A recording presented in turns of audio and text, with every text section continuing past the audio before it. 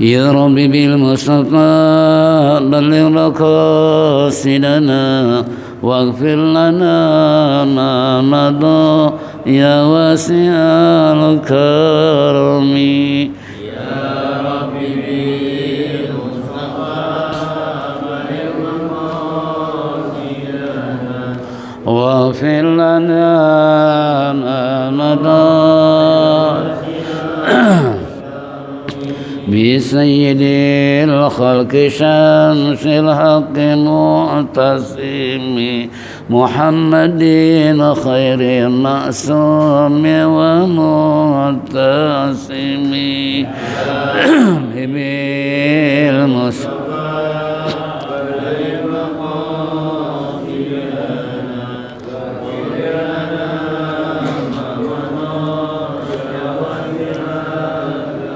له صرارة حبيب الله حجته ومصدر الفضل والعرفان والكرم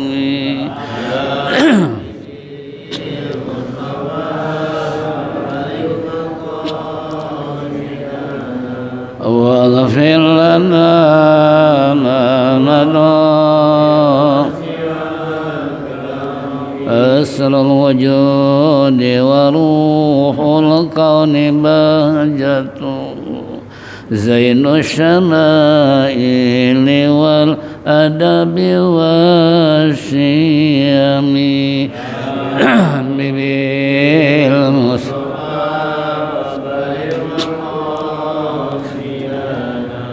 واغفر لنا ما مضى مطهر الأرض من رجس ومن درن من عبد وثن أو عبد صنم رب بالمصطفى بلغ مقاصدنا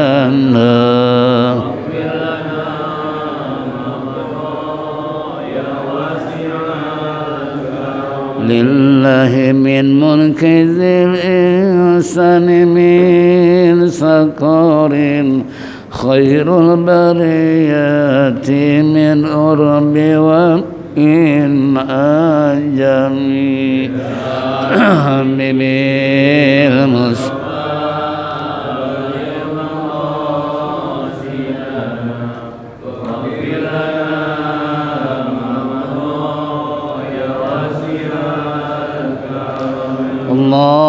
اللهم صل وسلم وبارك عليه. Ma'asyiral muslimin wa zumratal mu'minin rahimakumullah. Bapak-bapak, ibu-ibu, alhamdulillah rabbil alamin. Wassalatu wassalamu ala asyrafil mursalin sayyidina wa syafi'ina wa maulana Muhammadin wa ala alihi wa sahbihi ajma'in. Amma ba'du, fa inna asdaqal kitabullah khairal hadi hadi sayyidina Muhammadin sallallahu alaihi wasallam wa syarrul umur muhdatsatuha wa kullu muhdatsatin bid'ah wa kullu bid'atin dhalalah wa kullu dhalalatin finnar. Wa qala al-musannif rahimallahu ta'ala wa adaman naf'a bihi wa bi'ulumihi bidaraini amin. Wa qala wa yang bagi halaman 79 walaika bil isar. Ma'asyiral muslimin wal muslimat rahimakumullah. Minggu yang lalu kita telah menyimak apa yang terkandung dalam kitab Al-Jawahirul Kalamiyah fi Aqidatil Islamiyah, kembali Risalatul Ma'awana halaman 79 paling bawah.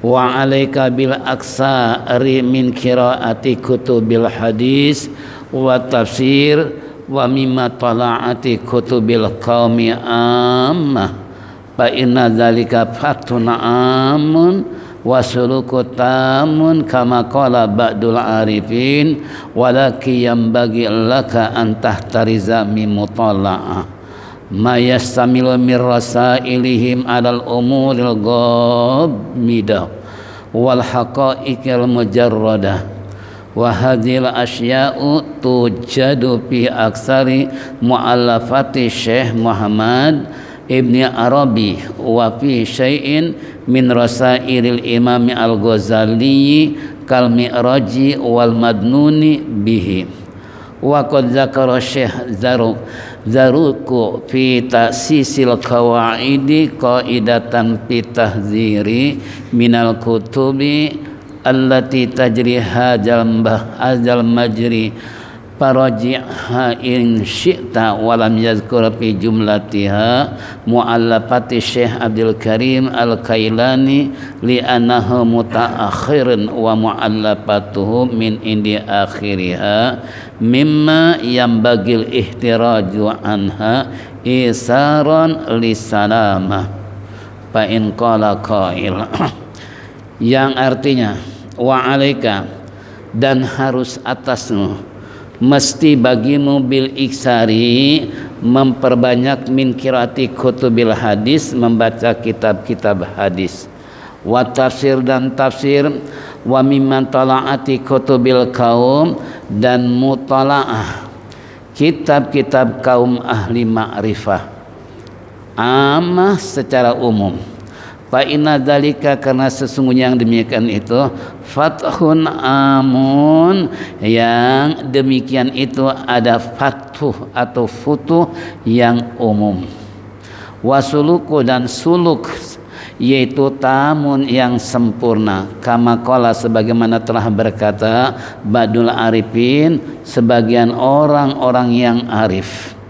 Walaki yang bagi akan tetapi sesungguhnya seyogianya laka bagimu antah tarizam mimutala'ati ma yastamilu min rasailihim alal umur ghamidati antah tariza atau antah taraza harus kamu yaitu menjaga diri min mutala'ah daripada mutala'ah kitab-kitab mayasamilu yang mengandung mirasa ilim dari risalah-risalah kaum itu alal umur atas perkara-perkara al-ghamidah yang semua maknanya wal haqaiqi dan hakikatnya al-mujarradi yaitu mujarradah yakni hakikat daripada yaitu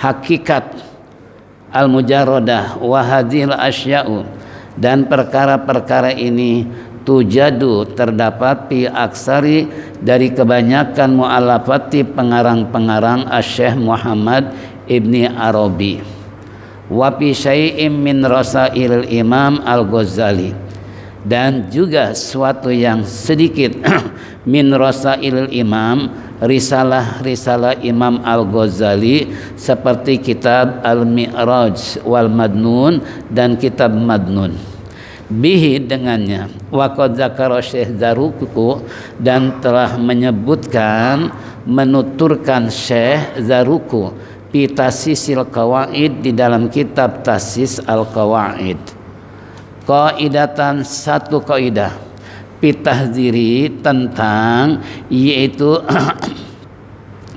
yang muah yang memadai yang tahzir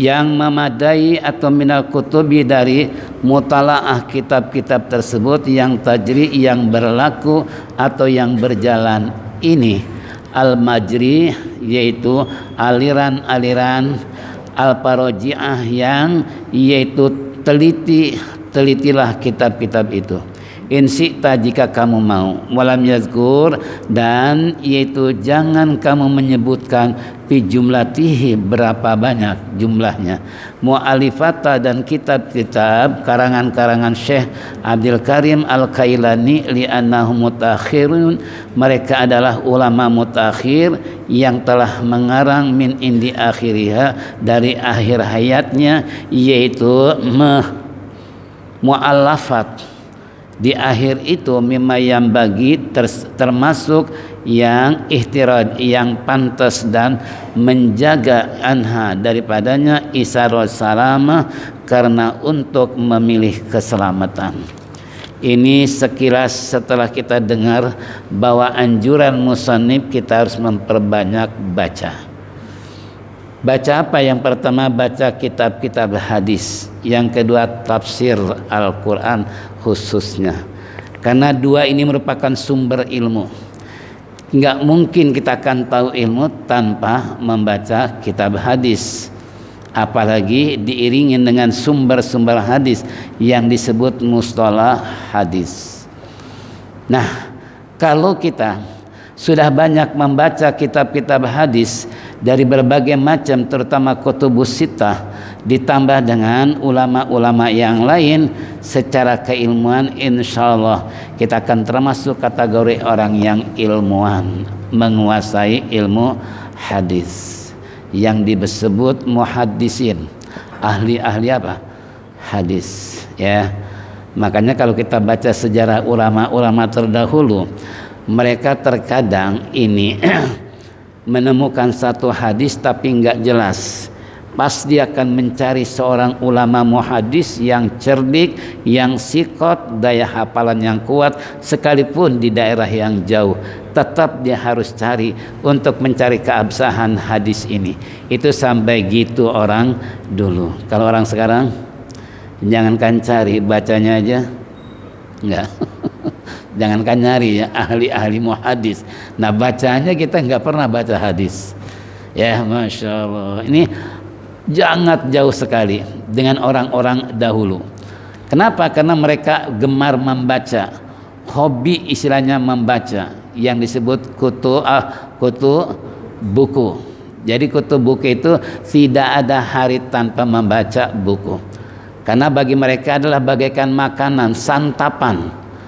Kalau nasi, lauk pauk, dan makanan yang lain itu santapan jasmani, tapi kalau seandainya ilmu adalah santapan, makanya kata Hujatul Islam Al-Imam Ghazali, manusia terdiri dari 3 unsur, jasmani, rohani, dan otak. Itu jasmaninya, makanannya 4 sehat, 5 sempurna, plus katakanlah olahraga kalau ingin badan sehat. Rohani, makanannya keyakinan, keimanan terhadap Allah. Yang terakhir otak, makanannya adalah ilmu. Untuk keseimbangan 3 unsur tersebut, maka kata Imam Ghazali, kita harus seimbang. Mana makanan jasmani, mana makanan rohani, mana makanan otak. Nah, otak ini harus dikasih makan dengan apa? Ilmu. Secerdas-cerdasnya orang, kalau tidak baca atau kurang membaca, tetap wawasan yang dimiliki olehnya adalah sangat terbatas. Apalagi sebagai bahan referensi, sebagai untuk mempertanggungjawabkan apa yang kita baca, dari mana sumbernya dan sebagainya. Ini semua ibarat anak mahasiswa sedang menghadapi sidang skripsi. Ya, dari mana literaturnya, dari mana bahan-bahan pengambilan dasar daripada dia nyusun skripsi, apa latar belakang dan sebagainya. Nah, ini pasti akan ditanya oleh dewan apa? Dewan hakim. Ini contoh, ya. Nah, ini makanya kita dianjurkan oleh musannif, wa 'alaika bil aksari min qiraatil kutubil hadis, dalam memperbanyak membaca kitab-kitab hadis. 1. Dan ini pun kalau kita nggak banyak membaca hadis, contoh, di satu sisi ada nggak hukum sholat sunnah maghrib, sunnah qobliyah maghrib, ada nggak? Karena ada beberapa masjid Jakarta habis azan langsung qomat, karena beranggapan tidak ada hadisnya, itu kan. Pernah nggak menemukan habis azan selesai langsung qomat? Pernah nggak?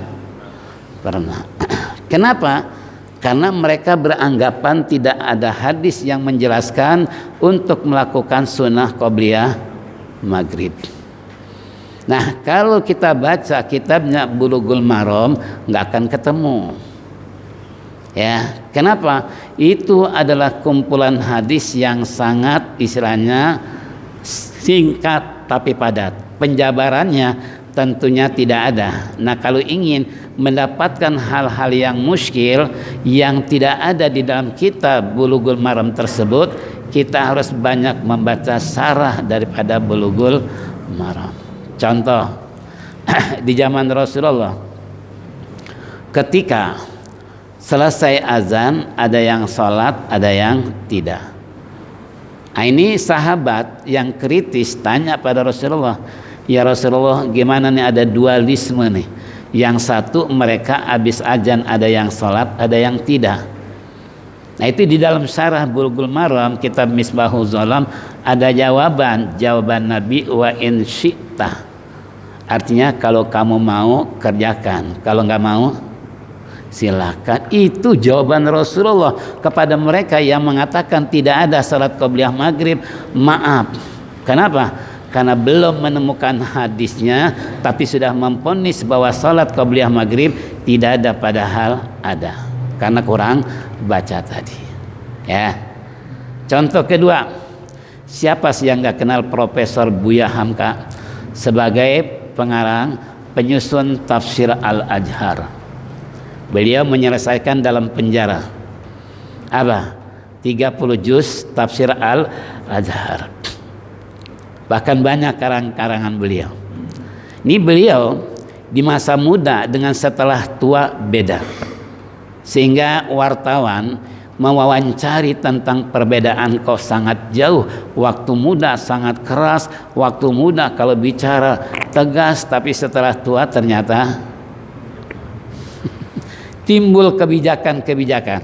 Nah, setelah diwawancari, Buya, kok beda dulu waktu muda begini segala macam, kok sekarang begini. Apa beliau bilang? Dulu aneh kurang baca, kurang gaul dengan ulama-ulama.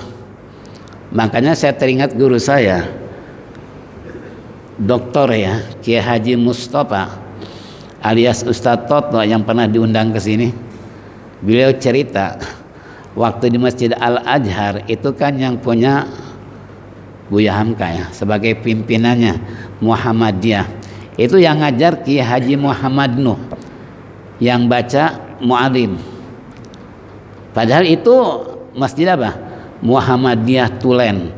Tapi yang diundang, yang suruh baca kitab adalah orang NU, yakni Kiai Haji Muhammad Nuh dari pesantren Al-Ghazali Bogor. Nah, hebatnya lagi yang suruh baca siapa? Mu'alim. Makanya di kalangan ulama-ulama siapa yang tidak kenal mu'alim? Ya, sampai-sampai guru saya Al-Maghfurah Kiai Hanan Said, beliau adalah Dewan Pakar Tajwid Indonesia. Kalau Kiai Haji Bagus Mansur mau ngetes yang hatam 30 juz, ini dewan jurinya 2, mu'alim sama Kiai Haji Hanan Said. Ini mereka saling apa? Saling, kalau bahasa saling apa?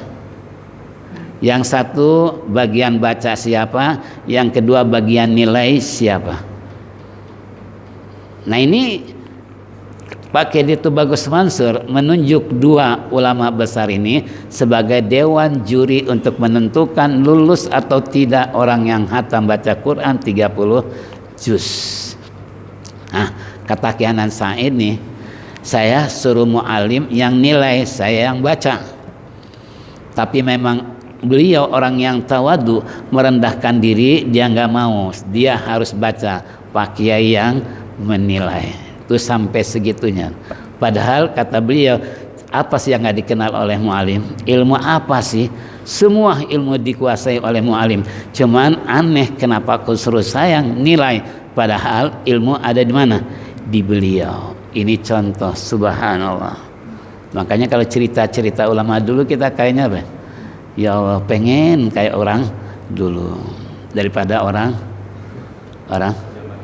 zaman now. Ya, zaman milenium hobinya main HP melulu. Kalau orang dulu hobinya apa? Baca. Ya Allah, sangat jauh berbeda. Ini contoh.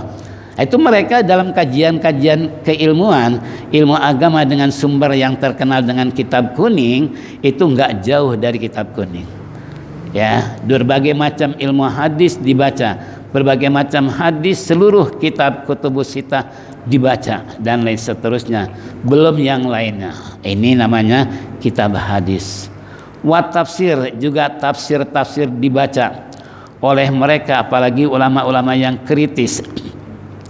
Bila ada sesuatu yang kurang ataupun yang lebih, dikomentari di samping. Terutama Al-Maqurah Kiai Haji Muhajirin, gurunya Kiai Kamal Yusuf.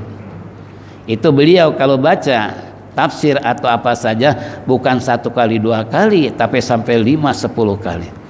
Kalau kita belum selesai udah apa? Udah pindah lagi. Kalau ulama dulu enggak sampai tuntas.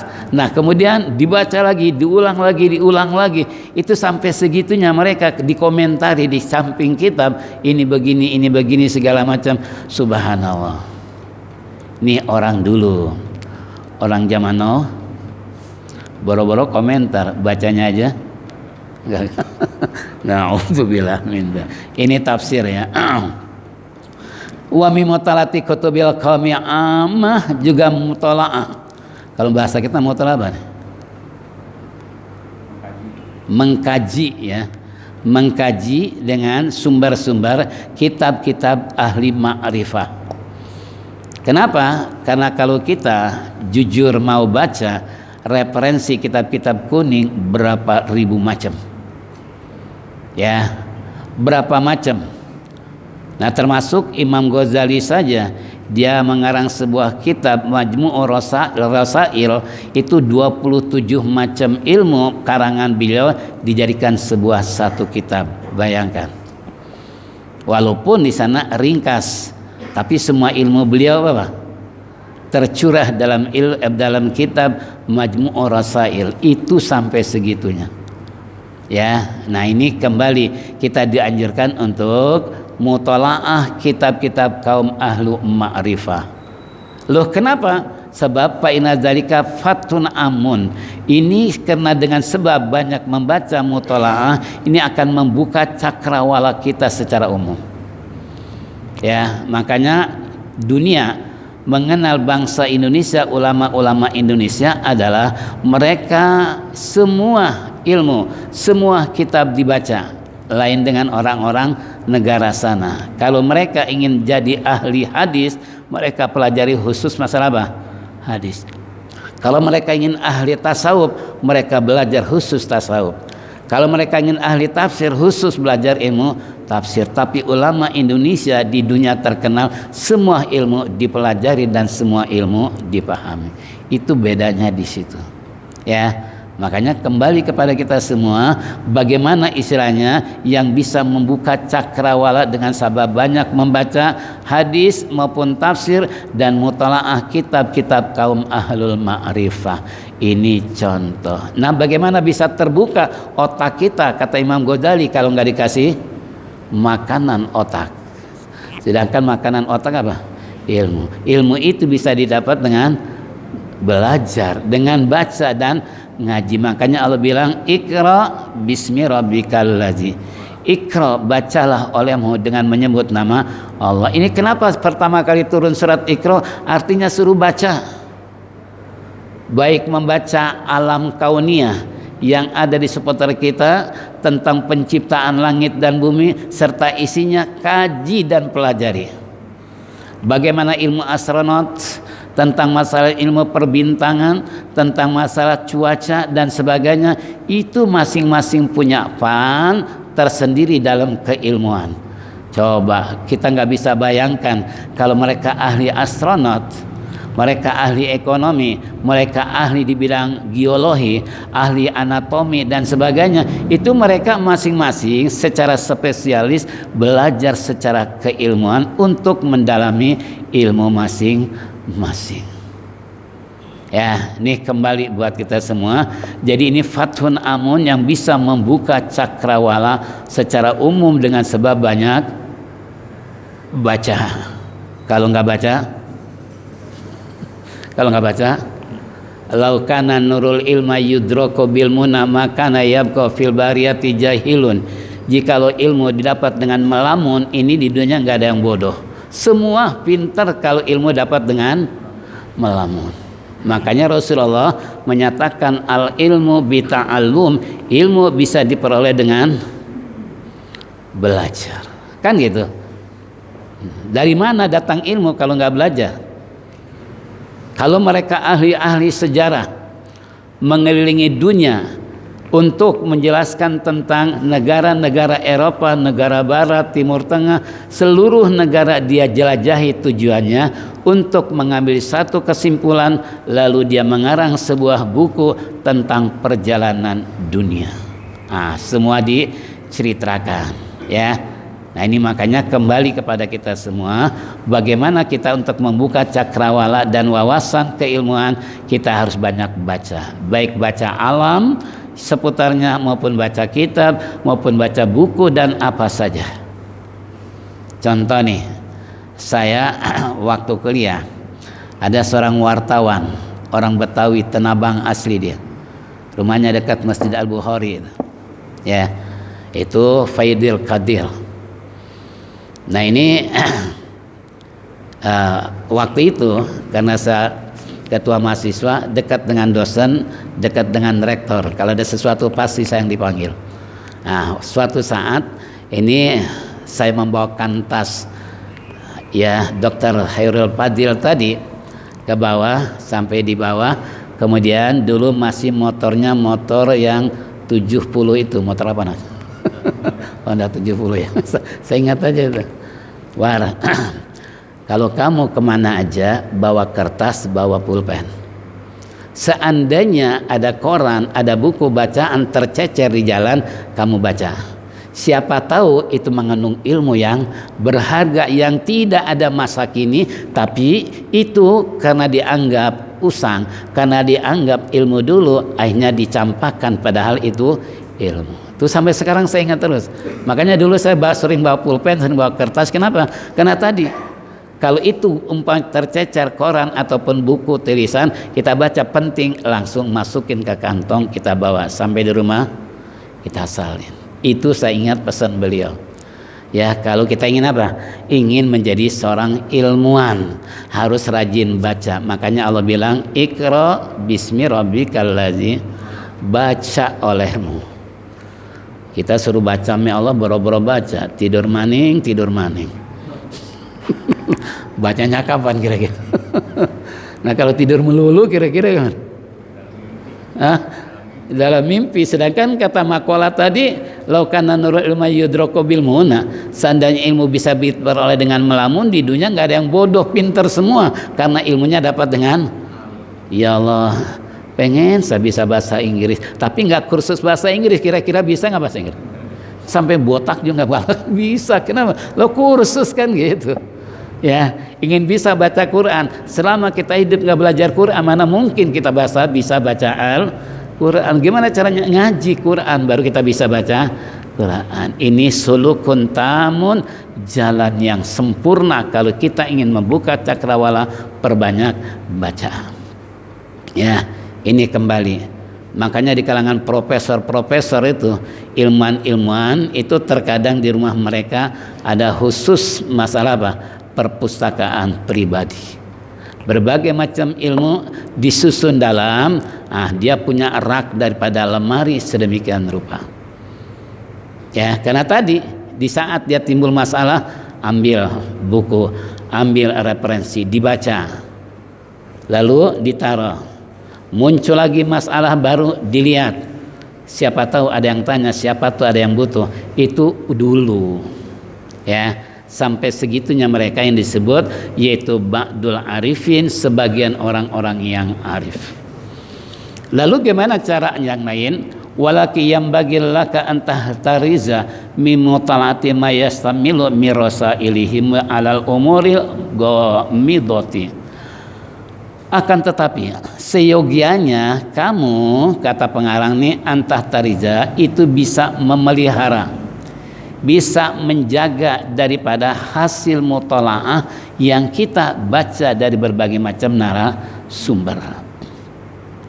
Mayastamilu, yang mengandung mirasa ilihim, daripada risalah-risalah, yaitu kaum itu alal umuril ghamidah, perkara-perkara yang semua maknanya dan hakikatnya mujarodah, dan mujarodah hakikat daripada ilmu yang kita pelajari tersebut. Kita harus bisa menyimpulkan, kita harus bisa memahami, mengandung apa yang kita sedang baca.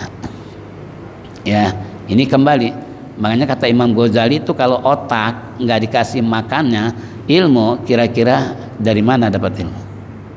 Bohong ilmu, dapat ilmu laduni kalau nggak belajar dulu, bohong. Ya, semua contoh nih, waktu saya di Cirebon, Fuad Hashim kan terkenal tuh, dia punya ilmu laduni, bahasa apa aja dia bisa. Dia cerita waktu kita seminar di sana, beliau menyambut tentang masalah konon katanya orang menyebut saya punya ilmu laduni termasuk mu'alim. Itu cerita mereka sama. Jangan dikira saya cuma duduk nongkrong begitu aja lalu saya biasa ini bisa itu segala macam. Tidak, saya pun semenjak kecil belajar. Sampai-sampai kalau mu'alim bilang pakai sendal aja terbalik, gara-gara pengen buru-buru ngaji. Kalau zaman sekarang memang zaman terbalik, sendal dibulak-balik. Ya Allah, satu warna ini satu warna sekarang gitu kan. Sendal zaman now kan begitu. Itu mu'alim sampai pasang baju aja kancingnya satu ke atas satu ke bawah, saking buru-buru mau apa ngaji. Kita boro-boro begitu. Masya Allah, sampai kapan kita sadar untuk mendapatkan guru, mendapatkan ilmu dari guru. Ini kembali buat kita semua tentang masalah rasailihim tadi alal umri mukum qamidah. Wa hadhil asya'u tujadu fi aksari mu'alafati Syekh Muhammad Arabi. Syekh Muhammad Arabi salah satu ulama besar, ketika ada seorang khatib, dia berkata bahwasanya Allah turun ke bawah, ke bumi, sebagaimana saya turun dari mimbar ke kanuzuli. Bilang itu siapa? Ini Syekh Muhammad Arabi. Itu sampai 40 tahun gak mau Jumat, gara-gara khatib menyampaikan bahwasanya turunnya Allah sebagaimana saya turun dari mimbar. Ini kan mempersekutukan Allah dengan makhluk. Ini termasuk apa? Musyrik. Nggak bisa. Kalau Allah turun dari langit seperti dia turun dari mimbar, kalau begitu Allah punya tubuh, Allah punya kaki, sedangkan Allah laisa kamitslihi syai'un. Mana mungkin Allah turun sebagaimana seorang ulama turun dari mimbar, kan gitu. Turun dari mimbar aja harus ada adab. Kaki apa dulu? Kalau naik kaki kanan, turun kaki kiri, gitu kan? Nah, di situ aja ada adab-adab cara naik mimbar. Ini enggak. Nah, ini Muhammad Arabi, seorang fakar ilmuwan, itu luar biasa. Beliau tanggap kritis siapapun mereka yang melakukan kesalahan kekeliruan, langsung beliau berikan pendapat dan pandangan. Ini beliau. Bahkan termasuk kopi syai'in min rasailil Imam Al-Ghazali kal Mi'raj wal Madnun bihi, termasuk karangan-karangan Imam Al-Ghazali seperti kitab Al-Mi'raj dan Al-Madnun, kitab-kitab Madnun. Ya, ini Imam Ghazali terkenal dengan sebutan apa? Hujjatul Islam Al-Imam Ghazali, karena beliau kalau ditanya hadis dibulak-balik kayak apapun pasti beliau tahu. Kalau kita, istilah Bang Musli bilang, muhtaral hadis sudah hatam, satu pun gak ada yang hafal. Tuh kata Bang Musli gitu. Kita ngaji muhtaral hadis sudah hampir hatam nih, satu pun gak ada yang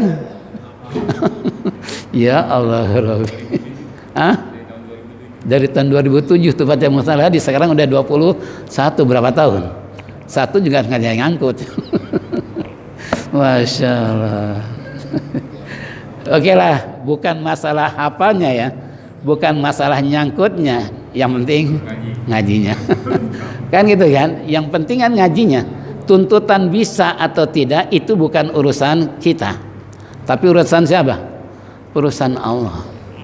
Ya, banyak cerita-cerita ulama dulu umur 80 tahun semenjak dia pesantren gak bisa apa-apa, begitu timbul kefrustasian, pulang dari pondok seakan-akan otaknya blank, gak ada satupun ilmu yang nyangkut. Yang dalam cerita Jawa Barat disebut Cikaracak ninggang batu laun-laun jadi logok. Ini seorang ulama, begitu dia ngaji nggak ada satupun yang nyangkut, padahal udah puluhan tahun. Timbul kefrustasian, akhirnya dia pulang. Sampai di jalan ada sebuah pohon yang rindang, di sana ada air yang netes, di bawahnya ada batu yang besar. Diperhatikan dan dipandang, ini air menetes ke batu, batu lambat laun jadi legok. Tahu legok? Padahal batu kan. Dia berpikir batu aja yang begitu keras oleh air bisa dalam, apalagi kalau gitu saya harus kembali ke pesantren. Sampai di pesantren kembali Futuhal Arifin, Allah membukakan dia punya otak yang tinya dibaca nggak paham, sekarang malah jadi hafal semua. Itu namanya apa? Ilmu laduni kan. Ya, nah ini mualim juga cerita. Siapa bilang emang ilmu laduni nggak dicari? Ya cari dulu. Setelah kita banyak referensi pembahasan tentang masalah ilmu, di situ Allah membukakan apa? Pikiran kita, sehingga orang anggap kita punya ilmu laduni, padahal dulu ngaji, bukan datang begitu saja kan gitu. Ya ini contoh. Ini Imam Ghazali termasuk. Juga waqad zakara Syekh Zarukun fi ta'sisil qawaid, begitu juga telah menyebutkan, menuturkan Syekh Zaruk di dalam kitabnya Ta'sisil Qawaid, qaidatan fi tahziri, tentang masalah yaitu mewaspadai, kehati-hatian, minal kutubil lati, daripada kitab-kitab yang berjalan ini majri paraji'aha, itu adalah aliran-aliran ini, maka teliti sebelum kita dapat ilmu. Ini contoh nih, saya membaca sebuah buku, judulnya Penyelewengan Kitab-Kitab Kuning. Itu banyak yang dirubah oleh mereka, saking mereka nggak suka dengan kitab kuning, sampai dirubah sedemikian rupa. Ya, orang-orang yang jahil untuk merubah tentang kandungan ulama-ulama dulu yang begitu hati-hatinya menyusun kitab, ternyata oleh mereka tidak suka, di-cut, dan banyak yang di-cut. Ya, ini kembali tadi. Makanya Pak Heri menawarkan sama saya, kalau Saban pengen katanya belajar ilmu nahwu, saya bisa datangkan guru, yang penting mau ngaji pengen. Terus sampai segitu Pak Heri itu.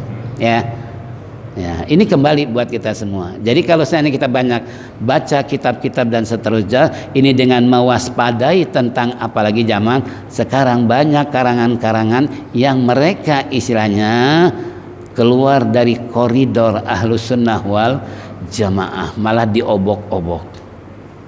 Dulu saya pas begitu kuliah, saya paling suka baca, karena nggak punya modal, saya harus dekat dengan perpustakaan. Seluruh perpustakaan di Jakarta saya datangi, karena ingin pinjam buku, gitu kan. Satu perpustakaan 4 buku kita bisa dapat. Nah kalau 4 perpustakaan sama dengan 12. Setiap sebulan sekali itu 12 buku kita baca, bulan depannya lain lagi. Nah kalau sampai selesai kuliah berapa puluh buku? Dulu kan gitu ya, zaman saya masih begitu. Kenapa? Karena nggak punya modal, boro-boro beli bukunya fotokopi aja lah. Ya Allah Rabbi. Ya, ini kembali kepada kita semua. Ya, sampai-sampai tetangga saya, ini bapaknya Haji Nurdin, tanya bapak saya, Bang, itu Anwar biayanya habis berapa duit itu sekuliah? Dia bilang apa? Nggak tahu, saya nggak pernah ngurusin saya. Itu Bapak Jainuddin tanya sama bapak saya, habis berapa biayanya sampai kuliah begitu kan? Nggak tahu, saya nggak pernah. Dia mesantren, dia kemana kuliah saya mah nggak tahu. Yang penting cuman laporan aja, ini butuh ini, tapi dia sendiri yang jalan. Ya seperti itulah kalau pengen kita bergerak untuk menambah wawasan, kita harus apa? Tidak boleh mengandalkan orang tua. Kita harus berpikir jalan sendiri, baru di situ terbuka juga pikiran kita, kan gitu. Ini contoh. Ini kata siapa? Kata si Az-Zarquni, Syekh Jarukut tadi, bahwasanya kita harus hati-hati, waspada. Jangan sampai kitab-kitab buku yang kita baca ternyata tidak sesuai dengan koridor kita, tidak sesuai dengan aliran kita, ini bisa berbahaya. Makanya begitu saya masuk perusahaan, baca karangan-karangan, setelah kita tahu, oh ini punya orang ini punya aliran ini punya aliran ini. Akhirnya kita terbuka di situ. Kenapa? Oh, kalau kita nggak paham semua yang kita baca, otomatis kita terjebak dengan praktisnya mereka mengarang padahal jauh. Ya, ini contoh. Ini jangankan di kalangan sarjana, profesor aja.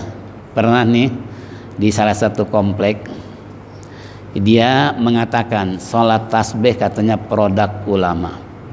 Ini profesor, dia ngajar kitab Bulughul Maram.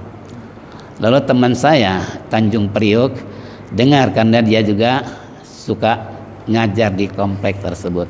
Saya juga ngajar. Ketemu saya, dia badal khutbah, saya khutbah. Oke, ketemu, Ustaz, antum punya kitab ini enggak yang menjelaskan sholat tasbih sumbernya hadis? Kenapa? Enggak, di sini ada profesor katanya sholat tasbih produk ulama. Aneh penasaran nih, kalau antum punya, kita datangin gimana untuk profesor? Suruh baca aja kitabnya tuh. Jangan diterangin, suruh baca aja nih. Ini sumbernya ini. Saya bilang, aneh punya, kenapa emang?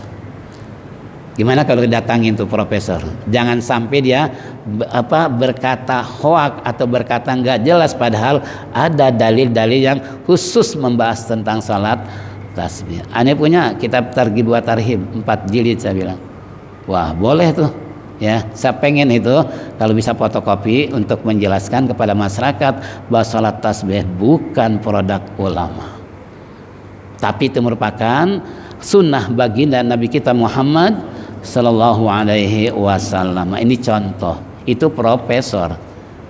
Gimana kalau yang bukan profesor? Ya, saya juga pernah debat sama beliau. Ya, kata anak-anak muda nih, kita dengar ceramah, Ustaz kenapa nggak dilawan? Tuh sombong tuh profesor. Aneh maklumin, kenapa? Aneh menghormati bukan ilmunya tapi tuanya. Iya kan? Kalau sama-sama muda kita bisa, tapi kan saya hormati tuanya. Ntar gara-gara debat salah-salah dia karena pikirnya udah tua, akhirnya ini apa? Ya, nah, yang saya hormati bukan itunya tapi tuanya.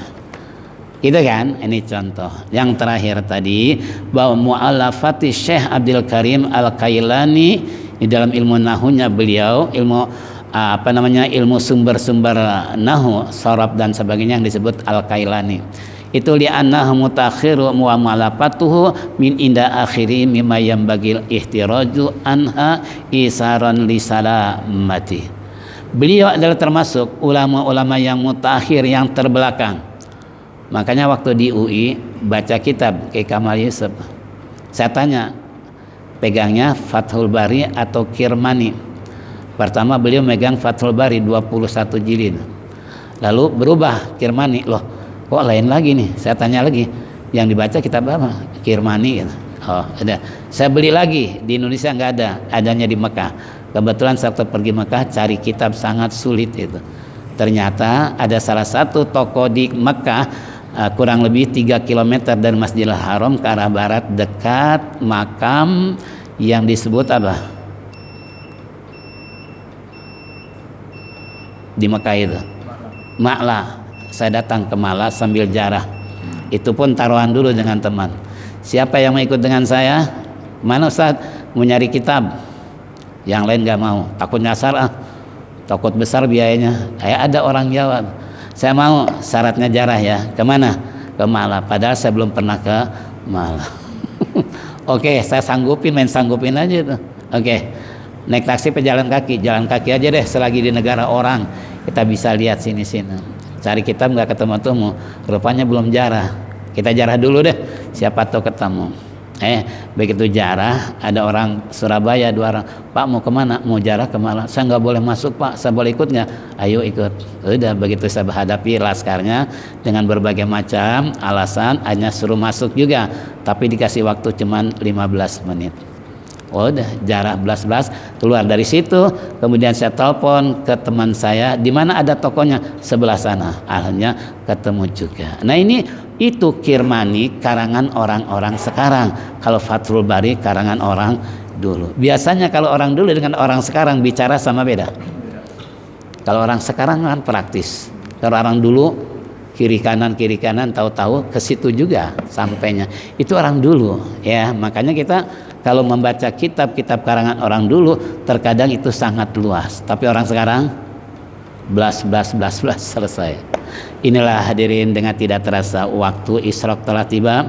Sudah barang tentu harapan kita insya Allah nanti kita lanjutkan minggu-minggu yang akan datang. Mudah-mudahan Allah panjangkan umur, sehat walafiat.